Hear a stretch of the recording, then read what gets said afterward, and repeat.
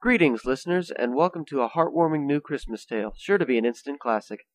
This story details Kitty's quest to steal Santa's Santa magic. Our tale opens with Kitty, the dark and terrible, plotting quietly in a corner. Plot! Plot! Plot! Kitty exclaimed as he stared at a corner of the wall. Kitty. Plot! Kitty. Plot! Kitty. Plot! What is it, Holden? Can't you see I'm plotting? Yeah, that's what I wanted to talk to you about. Don't worry, it isn't your painful and slow demise. For now. What was that? Oh, nothing. So if it's not my death, what are you plotting? You normally wouldn't give anyone else this much thought if you just wanted to kill them. Ah, but you see, I'm plotting the demise of my arch-nemesis. Fluffy the Bunny? Not fat enough. Me? More mythical. The Easter Bunny? Closer. The Arbor? Oh, please, I killed him years ago. Why else would Arbor Day suck so bad? I don't know then. Today, my poor little subhuman, I am plotting the demise of Santa Claus! Santa Claus? What did he ever do to you? At Holden's question, Kitty began to reminisce of a day long past. The year is 343 A.D., on the edges of the Arctic tundra. Kitty and St. Nicholas, having been hiking for many hours in the growing cold, have decided to stop and rest by a fire Kitty had just snapped into existence. I will never understand that.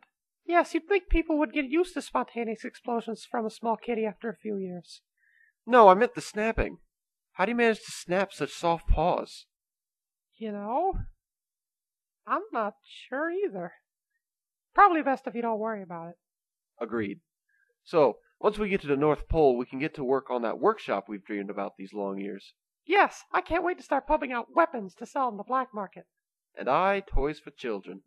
Hey, I've got a great idea. What if we gave the kids toys and weapons? I'm not sure that's such a good idea. Sure it is! Just think of it. It's Christmas Day.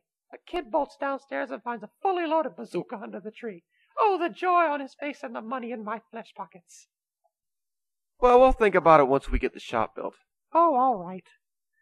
As they sat around the fire in silence, a light snow began to fall about their camp. Hey, what's this stuff? Sky dandruff again?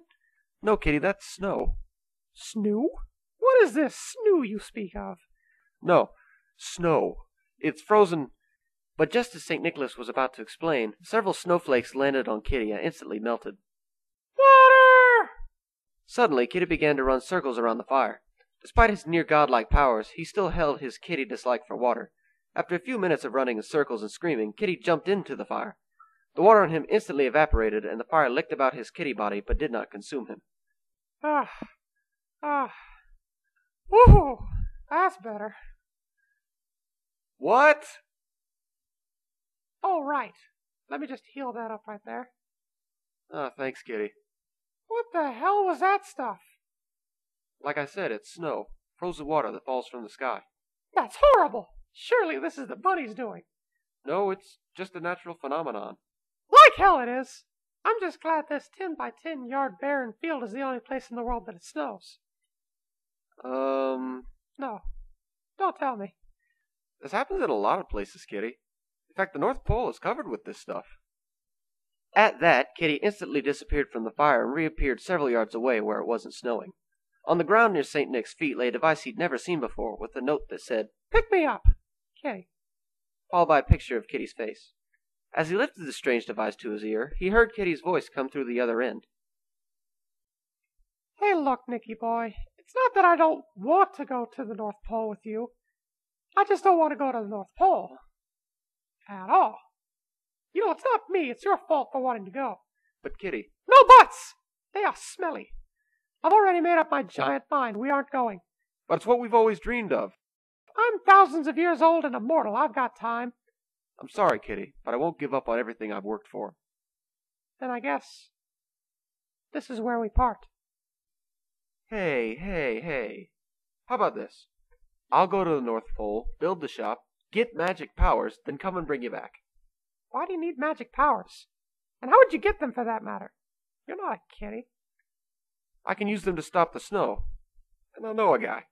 Who's this guy? Another kitty? No, just a guy I met in a dark alley once. Oh. Okay then. Sound good? But couldn't I just stop the snow with my powers? Are you going to? And get near those flying death flakes? I don't think so. Then we're back to my plan. Well, okay. Promise you'll come back? I promise. But it could take a while. Will you stay here and wait until I'm done? Of course. Then I'm off. I'll see you soon, Kitty. Bye, Nick.